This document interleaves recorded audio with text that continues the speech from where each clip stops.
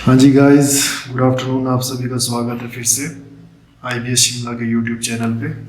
और आज हम फिर से प्रीवियस ईयर्स के क्वेश्चन पेपर को गो थ्रू करेंगे और हिंदी सेक्शन पर हम एक बार नज़र डालेंगे कि हिंदी सेक्शन में आपसे क्या प्रश्न पूछे गए हैं और उनके क्या उत्तर हैं और उन उत्तरों को करने की अप्रोच आपकी क्या हो सकती है या क्या होगी। तो हम आज समझेंगे। सबसे पहला हमारा जो प्रश्न है वो पूछा गया कि यथाक्रम कौन सा समास है। ठीक है जी। अब जो यथाक्रम शब्द है, अगर हम इसका विच्छेद करें तो यो बनता है यथा जमा क्रम। ठीक है जी। और यथा शब्द आपके हिंदी व्याकरण में एक कैटेगरी है जिन्हें हम कहते हैं अव्यय। हिंदी व्याकरण की कैटेगरी है ये अव्यय, और इसी कैटेगरी में आपका ये यथाक्रम शब्द बनता है। तो अव्यय जब शब्द आता है तो इसका मतलब ये कौन सा समास है? अव्ययीभाव समास है, क्योंकि इस समास में बनने वाले शब्द सारे अव्यय शब्द होते हैं। ठीक है जी। और समास माने यथा जमा क्रम, दो शब्दों को आपने जोड़ा है आपस में तो एक नया शब्द बना है जिसे हम कहते हैं समास। ठीक है। तो इस तरह आपका यथाक्रम का उत्तर हम करेंगे। अब आपका जो अगला प्रश्न है वो आपसे पूछता है कि 8 आंसू रोना, ये मुहावरों से संबंधित प्रश्न है। और मुहावरे और लोकोक्तियों का जो आपका प्रश्न है उसको हल करने के लिए आपको मुहावरों को स्टडी करना पड़ेगा। जितने ज़्यादा आप अभ्यस्त होंगे मुहावरों के साथ, जितने आप परिचित होंगे मुहावरों से, उतने ही बेहतरीन और उतने ही सटीक आपके उत्तर होंगे। तो 8 आंसू रोना मुहावरे का जो अर्थ बनता है वो बनता है फूट फूट कर रोना, माने बहुत अधिक रोना। ठीक है जी। अब हम करते हैं अपना अगला प्रश्न। अगला जो आपसे प्रश्न पूछा गया है वो आपसे प्रश्न आया है शब्दों से। वो आया है आपके पास व्याकरण जो है हमारा हिंदी, उसके अंदर एक कैटेगरी है शब्दों की। शब्द कई प्रकार के होते हैं हिंदी वर्णमाला में और हिंदी व्याकरण में, तो उन्हीं में से एक शब्द का प्रकार है पर्यायवाची शब्द। पर्यायवाची शब्द को हम आसान भाषा में समानार्थी शब्द भी कहते हैं। समानार्थी शब्द माने आप इसको अंग्रेजी भाषा में अगर आप इसे कहिए तो आप इसको कहेंगे सिनोनिम। ठीक है जी। सिनोनिम माने एक ही ऑब्जेक्ट या एक ही वस्तु की आपने बात करनी है पर उसके लिए प्रयोग होने वाले कई शब्द या कई ऑप्शन आपके पास अवेलेबल हैं। तो उन्हीं में से आपसे पूछा है कि कौवा का पर्यायवाची शब्द क्या होगा। अब कौवा के लिए आपके पास में बहुत सारे शब्द हैं, जैसे आपके तत्सम का शब्द है काक, काग। ठीक है जी। तो वैसे ही आपके पास में एक और शब्द होता है दैट इज पिशुन। तो पिशुन आपका कौवा का पर्यायवाची शब्द होगा। पिशुन भी कौवे को ही कहा जाता है। ठीक है जी। एकाकी आपका होगा नहीं, एकाकी आपका एक प्रकार का उपन्यास होता है आपका एकाकी, ड्रामा का एक प्रकार है ये एकाकी।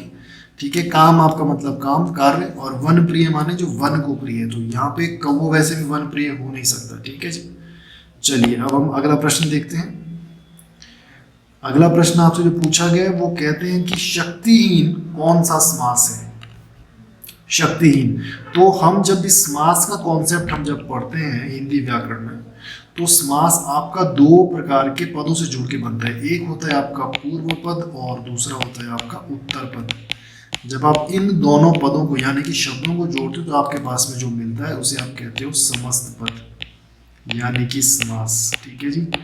तो समास तो इन्होंने पूछा शक्तिहीन माने कि यहाँ पे जो शब्द जुड़ा है आपका दैट इज योर शक्ति जमाहीन, शक्ति जमाहीन। और अगर हम इसका विग्रह करें समास का, विग्रह माने इसका अर्थ निकाले, अगर हम इसको तोड़े अगर हम शक्तिहीन को, तो इसका विग्रह बनेगा शक्ति से हीन।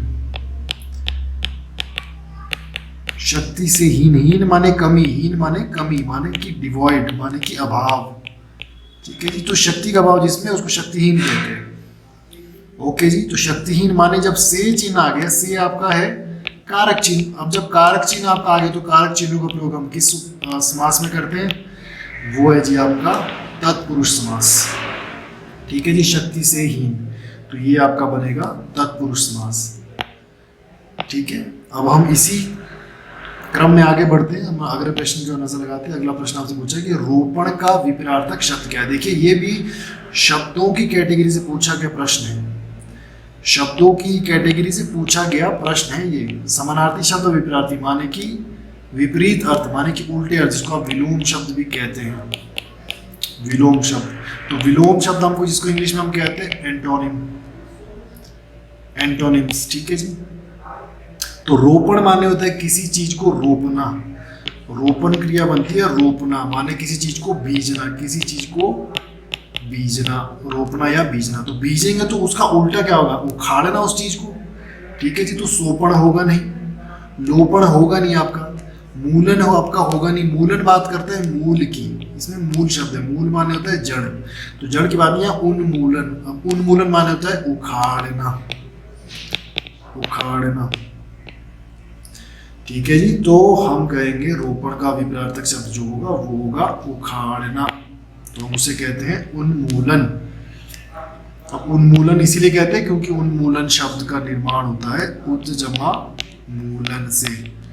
उद माने होता है उच्च या ऊपर, और मूलन होता है आपका उखाड़ना। तो जड़ से ऊपर उठा देंगे तो क्या हो जाएगा, उखाड़ देंगे आप उसको, तभी हम इसे कहते हैं उन्मूलन, ठीक है जी। ये रोपण का विलोम शब्द है।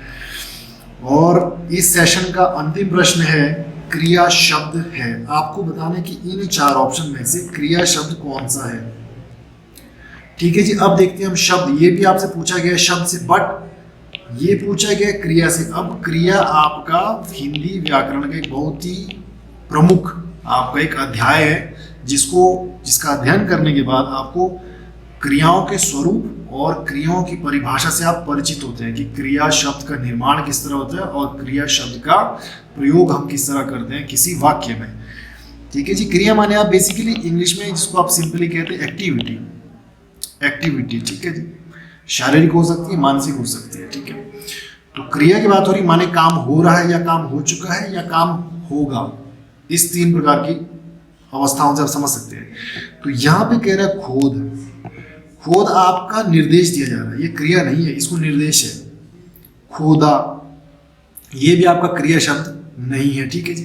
खोदना ये क्रिया है, माने काम हो रहा है। खोदना माने डिगिंग, खोदना माने डिगिंग, आप डिग कर रहे हो, खोद रहे हो, ठीक है। खुदाई क्यों नहीं हो, खुदाई आपका देखिए, अगर आपको थोड़ा सा अगर आपने हिंदी व्याकरण पढ़ी होगी, जो कि पॉसिबल भी है कि आपने सभी ने पढ़ी होगी, तो खुदाई शब्द जो आपका वो भाग किसका है, वो संज्ञा का भाग है, वो संज्ञा। संज्ञा आपकी कई प्रकार से निर्माण आप करते हो संज्ञाओं का, ठीक है जी। तो उन्हीं में से एक टॉपिक आपका होता है संज्ञा। और संज्ञा ये शब्द हमने खुदाई बनाया क्रिया से, क्रिया से बहुत सारे शब्द संज्ञा के बनते हैं। जैसे मैं कहूँ पढ़ना एक क्रिया है, बट पढ़ाई एक संज्ञा है, ठीक है जी। चढ़ना एक क्रिया है, वैसे ही चढ़ाई एक संज्ञा है।